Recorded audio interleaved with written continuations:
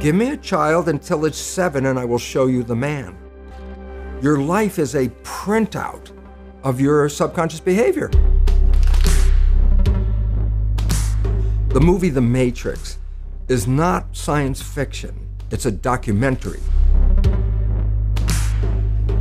Falling in love is the equivalent of taking the red pill biologically, because what it does is it keeps you, what do they call, mindful, keeps you conscious.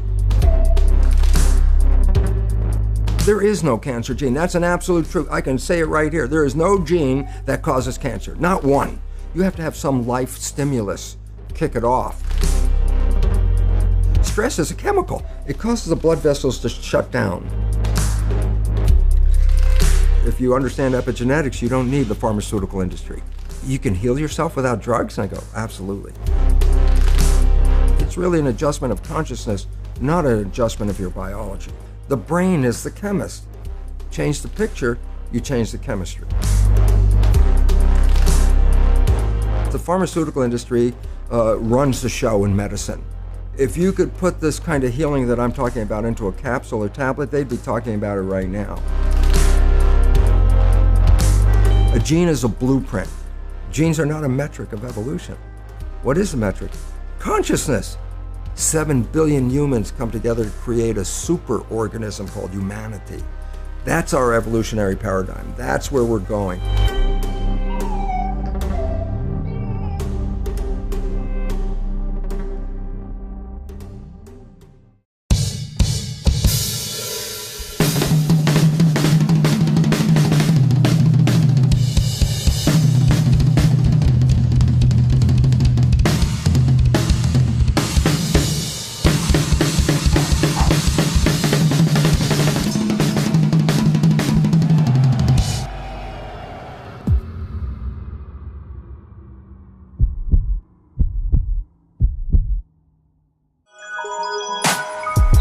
This week on the show, we have Dr. Bruce Lipton, who is a stem cell biologist and best-selling author who promotes the idea that your own DNA can be altered and expressed based on your beliefs. And I'll be honest, I'm an MIT grad.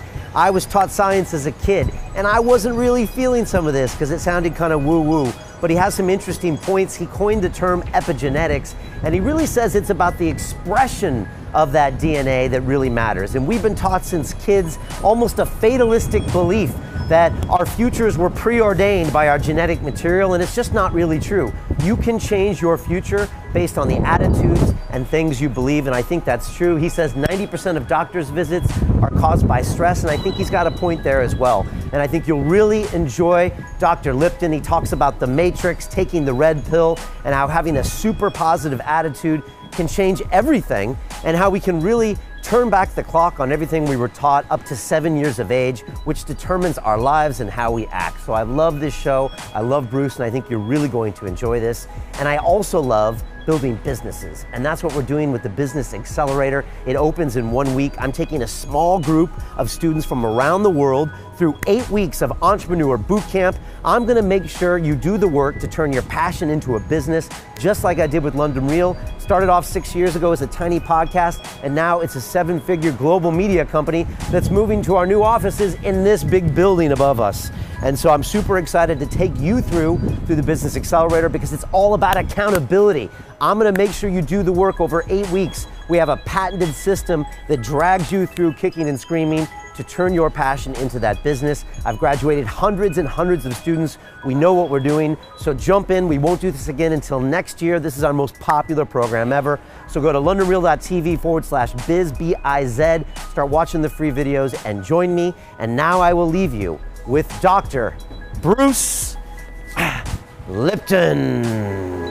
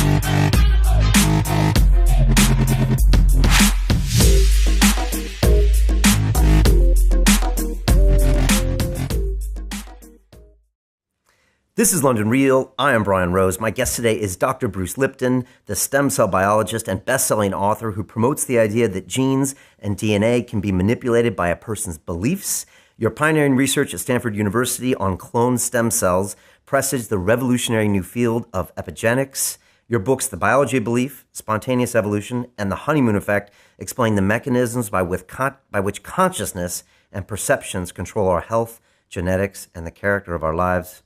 Bruce, welcome to London Real. I am so happy to be here because we have some wonderful stuff to talk about, exciting stuff. I can't wait. And you know, I have been conflicted coming up to this show because I'm kind of from two different worlds. And let me explain that, and then you can jump in and tell me like about your worlds. But as I said earlier, I went to school on the East Coast at MIT. And so I was trained as an engineer, and I was the science kid at school, and I was taught these are this ways, and this is how the world works. And yet, the last 6 years on London Real, I've been talking with people that have incredible ideas about consciousness, about spirituality, about energy. And so when I hear you talking about DNA, which I was taught is one thing, and yet now consciousness and perceptions and beliefs and how it can affect biology, two parts of my brain conflict and collide. I'm sure you get this a lot. And so in one sense, it's like someone is saying what my religion used to be, science, is wrong, and yet part of my heart knows that it's not right. So how does that sound to you? Well, it's very interesting because I had to deal with the issue of teaching medical students and going into the classroom, teaching conventional curriculum is the old genes control life story. And so I go in there and teach that to medical students. But when I'd go back in my lab and look at my research on stem cells, my research revealed conclusively that the environment in which the cells live determine genetic activity. So it's complete opposite of what I was teaching in medical school. And the difference is profound. The conventional story, almost everybody's programmed with genes turn on and off, and then they control the character of your life. And if you buy that story, which I did and which I was teaching, it really means that we're victims of our heredity. We didn't pick the genes as far as we know. You don't like the traits, you can't change the genes, and the genes appear to turn on and off by themselves. All of a sudden you see your life is not under your control, it's under the control of the genes. And a lot of people feel that way looking at their family history and going, oh my goodness, I might have the genes for cancer or whatever it is. Right, and things like 23andMe now probably just reinforce that idea. Because you can go to 23andMe and then you can look at all of your danger zones. Because I did the genetic test and people said, oh, are you supposed to have all these things? And I'm like, I didn't even look, because does that make it worse? Well, it does, because since consciousness is involved, if once I feed you with an idea that you are susceptible to something, look, I can feed you with an idea that this pill that we just got from the pharmaceutical company, it's the greatest, best thing for your issue. And I give you this pill and you get better. And then later you find out it was a sugar pill and everybody goes, yeah, that's called the placebo effect. And I go, what does it really mean? I said, you didn't get healed by the pill, you got healed by the belief in the pill. And I go, well, yeah, that's what placebo is all about. And at least minimum of one third of all medical intervention is, it's the placebo effect where the healing comes from. And everybody goes, yeah, I know about the placebo. I go, yeah, but that's a result of positive thinking. What about negative thinking? And this is what we don't talk about, but the reality is it's equally powerful in regard to affecting your biology as is positive thinking, but it works in the opposite direction. A negative thought is called the nocebo effect. Can cause any disease, and you can die. If you believe you're going to die, you can die from the belief. So we really have to watch out because, as psychologists would tell us, 70% or more of our thoughts are negative and redundant, replaying the same negative thoughts. I go, if thoughts had nothing to do with it, fine. But thoughts, positive or negative, shape our biology. And all of a sudden it says, well, now it's time to wake up because our negative thinking is manifesting a negative life experience. Right, and I do believe that's true, and I want to get to that definitely. But back to this genetics, when you actually talk to people, I guess, like you said, we've been sold early on in our lives that, okay, this great thing came out, it's the double helix and Watson and Crick, and it determines all these things. It happened in the 60s and 70s, and yet now we believe it's gospel. And you're here to say that it's not predetermined. There's other things going on besides your DNA controlling your future. Is that right? Oh, 100%. But it's not just me saying this. It was me saying this when I first started doing this work in 1970. And my research was repeatable every day. I could take stem cells are embryonic cells, so they have no potential until you put them in an environment. And then depending on the culture medium, by the chemistry of the culture medium, I can make the cell become a muscle cell, change the culture medium, make the same cell become a bone cell, or change it again and make the same cell become a fat cell. And genetically, the cell's the same. It was the environment that I was changing.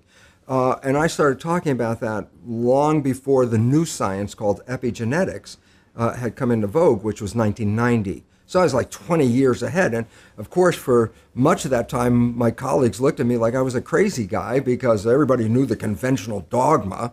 And I was, coming up with a whole different line of belief about it. And now it's come into mainstream. The only problem is this: when you invest so much money into a belief system, and then a belief system isn't really right, you try to hold on as long as you can, because if you spend hundreds of billions of dollars in this belief, you don't want to just go, oh, okay, we'll just change it.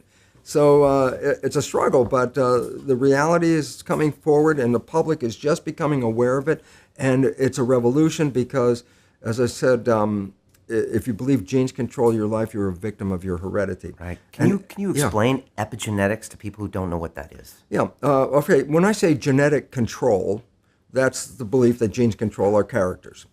When I say epigenetic control, almost sounds the same, but epi means above.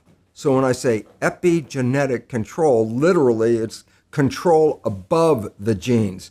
And this is what we now recognize, that the environment, and very specifically our perception of the environment, changes our genetic activity.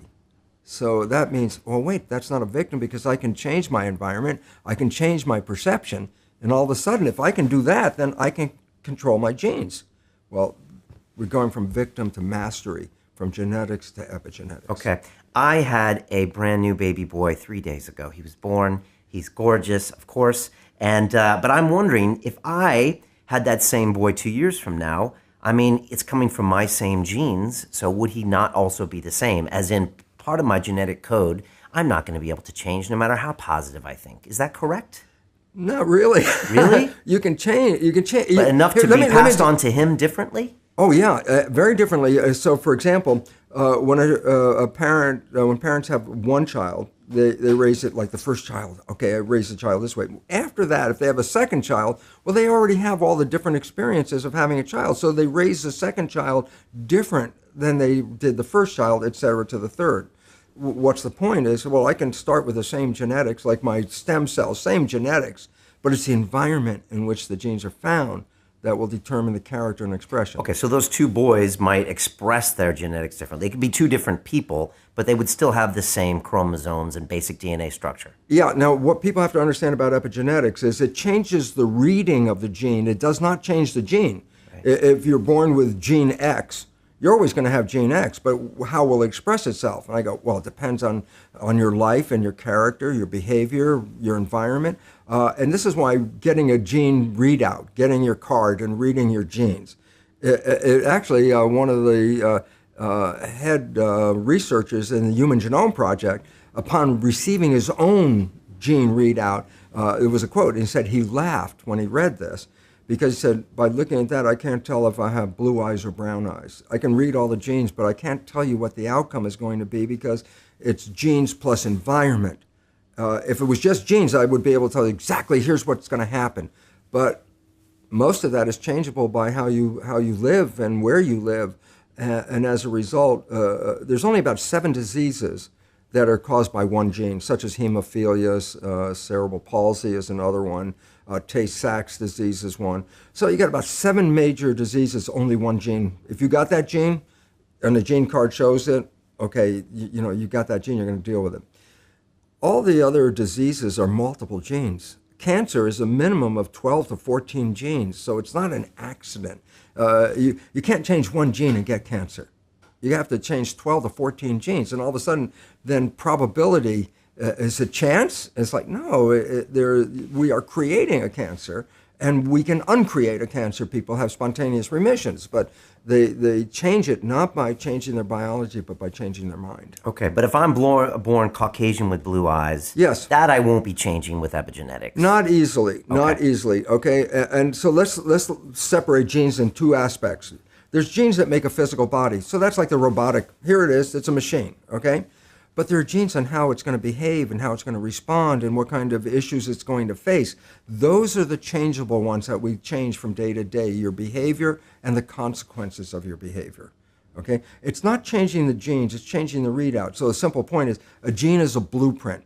Right away, this is the biggest problem in the world because the idea of a gene must be an illusion to a lot of people. There's something called a gene and it turns on and off. And it goes, no, let's clear this up. A body is made out of 100,000 different protein building blocks. It's sort of like a giant Lego kit. 100,000 different pieces. You can assemble the pieces this way, make a muscle cell, assemble them this way, make a brain cell. Different pieces, you can plug them together. The pieces are called proteins. They're very complex. The question is, where the heck do the proteins come from? And the answer is, the DNA is a blueprint to make a protein. This is where things get dicey after that for this reason. It's a blueprint. That's exactly what it is. And I say, why is it relevant? I say, well, you go into an architect's office and she's working on a blueprint. You lean over her shoulder and you say, excuse me, is your blueprint on or off? And she would look at you and go, what, are you crazy? It's a blueprint. There's no on or off. Precisely. A gene is a blueprint. It has no ability to turn itself on or off. A gene doesn't know what the hell it does. And the idea is giving all this power to a blueprint has been an error all these years. It's not the blueprint that we're concerned about. It's the contractor who reads the blueprint. And I say, well, what in my biology is the contractor? I go, the mind. Okay. Talk to me about your journey discovering this and your book, The Biology of Belief. As you said earlier, you were teaching these medical students one thing, and yet in your petri dish, you're finding out that other things are happening. How did you get this message out? How was it received? And now, you've taken it many levels further. Yeah. With your own consciousness. It's only been about 30, 40 years since I recognized it, so I had a lot of opportunity to work on this. But the basic idea is simply this. Let's relate my laboratory experience to a human body so that we can connect it. A stem cell is an embryonic cell. We have billions of stem cells in our body right now. I don't care what age you are. The reason is very simple. Every one of us, every day, loses hundreds of billions of cells, normal attrition, normal death. I mean, just in the time we were talking, we probably lost 1 billion red cells in that time. And you got to replace 1 billion red cells. The lining of the digestive tract, 20-some feet of lining, the cells are replaced every 3 days. Well, that's, nearly 1 trillion cells. It's like, well, every day we're losing hundreds of billions. How many days in a row can you go if you don't replace? And the answer is not very far. So I say, oh, well, we have stem cells, embryonic cells, that will replace them. So that's what a stem cell is. Okay. So I put a stem cell in a petri dish, it's an embryonic cell, and I make culture medium. And this is really important because we're going to talk about the connection. The culture medium is the equivalent of blood. If I grow human cells, I look at human blood, the composition, and try to make a version of it in a lab. If I grow mouse cells, I look at mouse blood and make a medium to grow mouse cells in. So I make the medium, and since I'm making it, I can change some of the composition. I'm synthesizing it. That's what I did. So here's the story, very simple. I put one stem cell in a petri dish by itself, and it divides every 10 or 12 hours. So first there's 1, then there's 2, 4, 8, 16, doubling. 1 week, 30,000 cells in the petri dish. But they're all genetically identical because they came from one parent. So I have 30,000 genetically identical cells. I split the cells into 3 petri dishes, so I have genetically identical cells in 3 dishes. But I changed the composition of the culture medium, a little chemistry change, in each of the dishes. So I have genetically identical cells, but slightly different culture medium. And in one set of dishes, the cells form muscle. In a second set, they form bone. In a third set, the cells form fat cells. You say, well, what controlled the fate? I say, they were all genetically identical. So it wasn't the genes. They all had the exact same genes. The only thing that was different was the environment. Okay. So it's how those genes were expressed. Right, but it was a reflection of the environment. So the cell is adjusting itself to the environment. Change the environment, it changes its adjustment. Okay, so you have this quantum leap in observation. You're like, whoa, what do your colleagues say in academia? Well, they looked at me as a weird kind of guy, because everybody was in the genes. Genes were that was before the Genome Project. That was the building up of our genetic repertoire of everything's genes. And I'm the only guy out there in the corner going, it's not the genes. And they looked at me like the only guy out there in the corner and sort of dismissed it because it didn't fit their conventional story. It matter of fact, the first time I gave a lecture on it in front of my colleagues, I had left the university, but I come back because I needed a scientific audience to describe what I was working on. At the end of my talk, I said, "Thank you very much." And this room full of people, they just stared at me it was dead silent. I felt like really crazy. I was in front of the room. I said, "Thank you," and they just stared at me. And one guy in the back of the room, I remember he went twice. I mean, it was so clear. And when he did that, everybody looked at him. And then he just put his hands down in his lap. And then about a minute later, they all stood up and they walked out, all my colleagues. And I thought I was crazy. Why does this happen? Why does that kind of thing happen? Because we think science is fact, but science is based on what's in vogue, right? And it's based on trends and all of that stuff, going back to Galileo or any of these things. Every time a scientist has come up with a new idea, that scientist was always claimed as being weird or crazy or, way off track. And then those new ideas come in. Howard Temin. Or sometimes they're just the weirdo. Well, yeah, that's where you got to have to distinguish. Where does weirdo leave off and interesting person begin? Okay? And the fact was this. My research was repeatable every day, and you could predict it. The point about that is in science, prediction means you understand something. If you can predict it before you do it, then you have some insight. My predictions were always accurate. It just didn't fit the conventional storyline. And there was a choice, recant, you're a heretic, recant and just say, okay, I was wrong.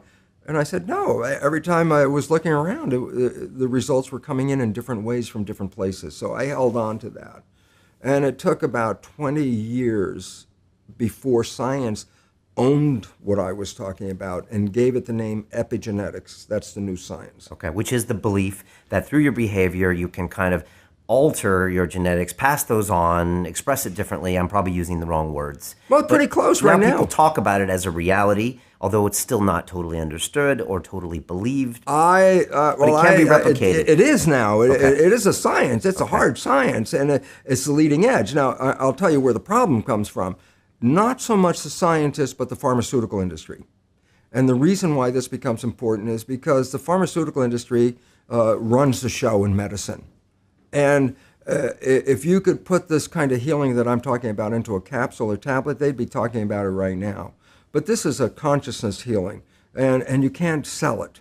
And so what's the result? They're not interested in it. And they, through their money, which is massive, actually determine the curriculum in a medical school. And the idea is, well, what's relevant? Well, if you understand epigenetics, you don't need the pharmaceutical industry. And all of a sudden it's like, wow, that's not in the interest of one of the biggest industries on this planet to say you can heal yourself without drugs. And I go, absolutely. For people that don't understand that concept, and I do because people have talked about it on London Real before, but talk to me about how the pharmaceutical companies can control the discussion in the entire medical industry. And would most doctors agree with that, first of all? And second of all, how do they do it? Well, first of all, how they do it is money. Money is big. Money, if I give grants, you can study what I'm going to give you a grant for. So they direct a lot of research with their billions and billions of dollars. And it was actually interesting, the British Journal of Medicine had a review looking at the same research and determining if the research was funded by government money or the research was funded by private money like pharmaceutical agency. The results came out 4 to 5 times more in the favor of the private industry when they paid for it, as compared to when it was just government money without any special interest behind it. So right away, there's a manipulation of the data. You go, well, you mean these guys are cheating? I go, well, they're selecting the data to fit. Why? Because if I'm getting a grant and I write back, I say, sorry, pharmaceutical, I checked all your stuff and it doesn't work.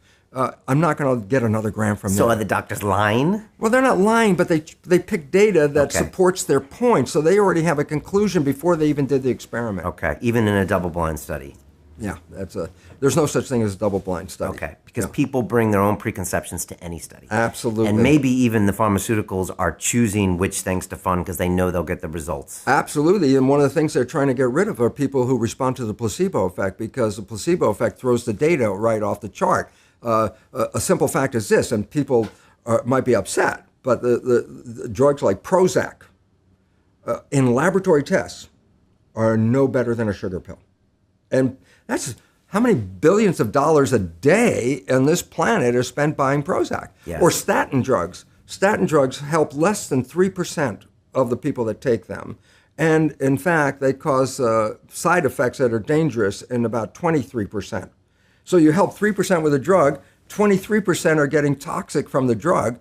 And the idea is these are drugs that, how long do you take statins? How long do you plan to live? Yeah. It's like, oh my God, that's they're drug dealers. Cash cows. They're they are drug dealers. They're good drug dealers. And I would call you out on placebo effect, but this has been well studied. 60 Minutes has done things about that. A third of the cases isn't far off for, it having a benefit on the sugar pill. So Absolutely. We know that's true. And when I talk to people I know in the States, my family members, my relatives, my dad, I'm like, what's going on? And he's always, I'm on this statin, I'm on this cholesterol drug, I'm on this, I'm on this. I'm like, really? Is there something that wrong with you? Like, everyone's medicated there. Yeah, it's pushed beyond any belief because it's advertised every 10 minutes on television. There's a new drug or a drug, and it's put into their heads like, your life's not working right. This drug, look at the happy people. See, they've taken the drug and how happy they are. And people buy that story, and drugs kill over 300,000 people a year. 300,000 people a year. And everybody's, that's just the cost of doing medicine. And yet they have a war on drugs, which kill less than 30,000 people a year. And all of a sudden you got a war because 30,000 people died. 300,000 people die. That's business as usual. It's like, wow. And most people would blow their mind with this whole huge war on drugs we have around the planet. All of the overdoses, all of the shocking stories and the things you see in movies. 30,000 deaths.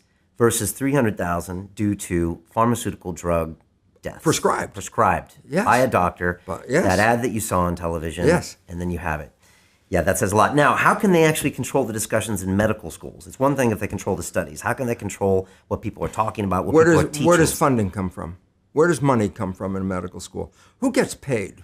Doctors get paid. They get paid to prescribe drugs. They have these young women, you pick, who are the drug reps?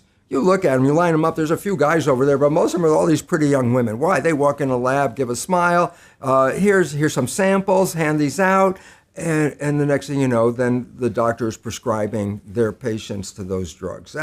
There's a story, there's even movies about that. Okay, that's a real story. The schools get money from pharmaceutical agencies, and research, I said, is big. Research is big. People don't understand. When I was teaching at the University of Wisconsin School of Medicine, I gave 6 lectures a year. And the government at that time and the people were like up in arms, just like, you pay these professors this much money, and some of them like Lipton only teach 6 classes in a year? And when the truth came out, why? When I get a grant, the school gets an extra 56% of whatever the grant was back then. So if I got a $100,000 grant, the school was given $56,000 to have me have the grant. They called it overhead.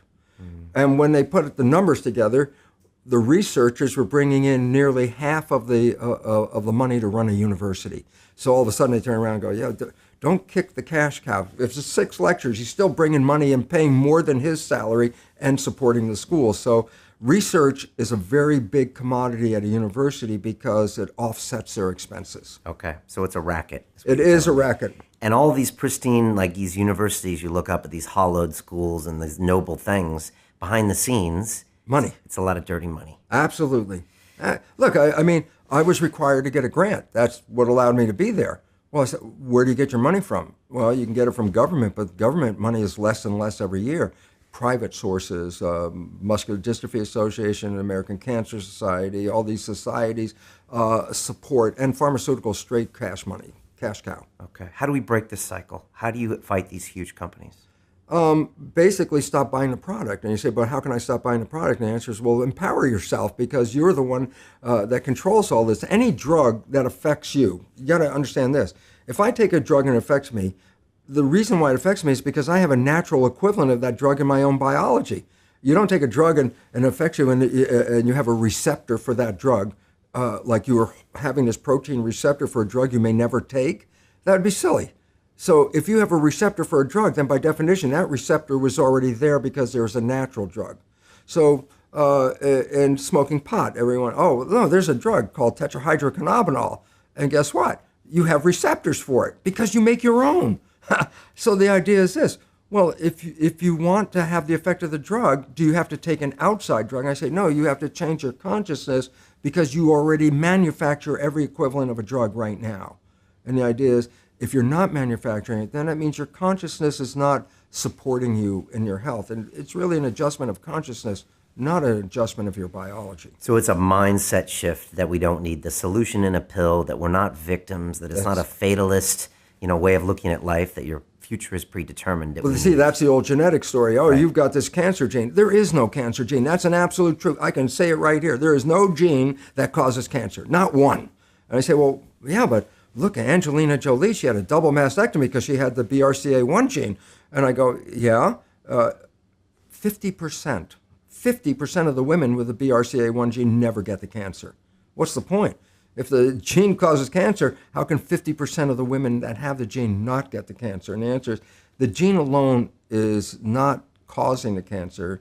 It's associated with it, but it doesn't cause. You have to have some life stimulus kick it off, and then we'll select that gene. Okay? And what would that stimulus be? Mostly in cancer, anger. Is that proven, or is that just a theory? No, there's a collective nature of who are the cancer patients. What's a characteristic of a cancer patient? Most of them are very upset in their lives. They're not happy. They're not, releasing their emotions, stresses, holding them in, bottling them in. And the chemistry of stress is a chemical. And the chemical, here's a simple fact. Stress causes at least up to 90% of doctor visits. You say, how can stress do this? And the answer is very simple. Stress causes a hormone called stress hormones, cortisol, to be released in the body. I say, what does cortisol do? I say, number one, it causes the blood in the viscera, the guts, where maintenance of the body and healing comes from all the organs. It causes the blood vessels to shut down because it pushes the blood to the arms and legs. Why? Stress means you're ready to run, fight or flight. So you push the energy to where you need it, arms and legs. Well, where do you get it from? Well, you squeeze the blood vessels in the gut. Well, this is growth. The viscera is growth. That's what the organs are for. Arms and legs are for protection. What's the point? If I'm in protection, I shut off growth. And more importantly, stress hormones shut off the immune system. A reason is just energy. The idea is if you're being chased by a saber-toothed tiger and you have a bacterial infection, how do you want to split the energy? How much energy you want to run away and how much you want to fight the with the immune system? The answer is the hell with the bacterium. I mean, if the tiger catches you, the bacteria is useless. It's meaningless, So when you're in stress hormones shut down the immune system to conserve energy. Does the immune system use energy? Of course. If you've ever been really sick, you never even got out of bed, you have no energy. And if you're in fight or flight mode, you need the energy to deal with the world, okay? So stress hormones physically shut off the immune system. When you're under stress, that's when sickness starts to show up. In fact, it's so good at shutting off the immune system, doctors give patients who are going to receive a foreign organ, a graft of a kidney or a lung or whatever they're grafting, that's foreign tissue. If you put a foreign organ in your body, your immune system's job is to eliminate it. So as they're transplanting an organ, they give the patient stress hormones at the same time because stress hormones will shut off the immune system so the organ won't be rejected right away. That's how effective it is. It's used therapeutically to shut off the immune system. Yeah, but everybody out there in this world right now, with a small exception, is under some level of stress. Stress of my job, stress of money, will I have health care, whatever it is. And I say, yeah, every one of those people is dripping stress hormones continuously in their body, and those hormones inhibit the immune system, and the result is illness. And if you stop the growth, you say, yeah, but I'm an adult, I don't need to grow. And I say, yeah, but you have to replace hundreds of billions of cells that you lose every day. As I said, we just lost now 2 billion red cells. So Angelina shouldn't have got the double mastectomy. No, she has to recognize this. There's, the gene didn't cause it, okay, but it's related to a lifestyle. And if you change the lifestyle, you don't have to worry about the gene. But the problem is 95% of our life is coming from the programs of life, how to live life that we get in the first 7 years of life. The movie The Matrix is not science fiction. It's a documentary. Every human, and this is a fact, Every human, first 7 years is download a hypnosis. The brain of a child under 7 is in a lower vibrational frequency. When you put wires on a person's head, you read electroencephalograph, reading brain activity. A child below 7 has a lower vibration than consciousness. It's called theta. Theta is imagination. Oh, that's how kids play a tea party with mud pies, but to them it's a real thing. A kid rides a broom, it's a horse. That's theta, imagination. Theta is also hypnosis. And the idea is this: before you can become conscious, if you don't have any programs, what are you going to be conscious of? It's sort of like I buy a new iPod and I take it out of the box and I push play and nothing happens, and you think, oh my God, I spent all the money and the damn thing isn't working. And then some little 7-year-old kid comes up and says, well, mister, you didn't download any music. How are you going to play something? And I go, that's the same thing. It's like the brain is like the iPod. Consciousness is the screen where I can create. But if I don't have anything in the hard drive, I can't create. So nature makes the first 7 years. What kind of programs are required to live on this planet? I say, how do you get them? Theta is hypnosis.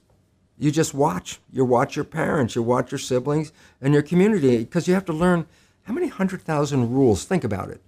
Just to be a functional member of a family and a functional member of a community, there are rules. Teach an infant these rules. I say, oh, you don't have to. First 7 years, they observe it and just download it. And then I say, well, why is it relevant? Because this is the unfortunate fact. 95% of our life, this is a fact, comes from those programs in the subconscious. Every day, only about 5% of their life are you using conscious, which is creative. 5%. So your life is being lived, even though you think you're living your life. Exactly, and you don't see it because it's called subconscious, below conscious. And the Jesuits, for 400 years, they were boasting. People didn't understand. They say, give me a child until it's 7 and I will show you the man. They've been saying that for 400 years because they knew 7 years was the program period. And 95% of your life after that will be whatever that program is. So Angelina Jolie runs in a family where there is cancer. And I say, yeah, they have the gene. I say, that didn't cause it. It was the behavior that was passed on. Behavior is passed on, not like genes. It's passed on through families, right, but it's passed on through learning in families. Okay. In your lecture on the biology of belief, you made this analogy at the end of a camera and then an eye, and how the camera kind of inverts the image and puts it on the film, and yet with our eye, we invert the image, and then we put it through a filter in our brains. Right. And this is what you're talking about. The first 7 years of your life puts a filter on everything. Absolutely. How do you behave? Right. There's millions of rules, so you and I can look at two separate things, or two things, and completely have different conclusions. Right, and it's just based on how you grew up, what you see. You know, look, this is not new. I mean, there's the famous book, Rich Dad, Poor Dad. Sure. And basically said you come from a poor family and you could struggle your whole life and try to get rich, but you're not going to make it. And if you come from a rich family, you could be stupid your whole life, Donald Trump, and make it. Not because it was thinking, but it was unconscious behavior that was downloaded from rich families into kids, which is unconscious. So they're making the right moves unconsciously. If they engage their conscious mind, then they look stupid, but it's unconscious. And that's the same thing with poor people. Poor people have beliefs from the family. Oh, you can't make it, life's a struggle, things are hard, who do you think you are? And if that's the program you get, then 95% of the day you will sabotage yourself. And that's why poor people stay poor and rich people stay rich, because the programming. Yeah, I've had Robert Kiyosaki on the show. It's a great book. Well, there you go. Yeah. Yeah. So we need to raise our children differently. Is that what you're saying? 100%. Conscious parenting. What do we do?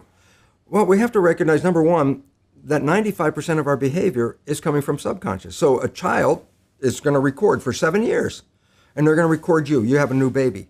That baby is going to look at you because you are the parent. The first thing a baby learns in the first week or two of life, who's the parent?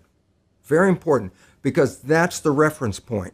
If anything goes in their life, they're going to look at the parent first thing. A child on a playground is on a swing, falls off the swing on the ground. First thing it does is look at the parent. If the mother's like, ah, the kid starts crying. But if the mother goes, get up and get back on the swing, the kid gets back up on the swing. It's reflection. So you have to recognize a child is going to observe every move of you. Then you also have to recognize, well, hell, if 95% of it is coming from my invisible programming, I'm going to pass on the family pattern unconsciously 95% of the day. Family, country, society, pattern. The whole the pattern of growing up, the programming. Okay. Unless I make a conscious effort. The conscious effort to change your programming. It's very hard to stay conscious. This is why we always go back into the subconscious, because when you're thinking, that's a conscious mind function. So, Brian, what are you doing on Tuesday? If I ask you that, the answer's not out here, it's inside.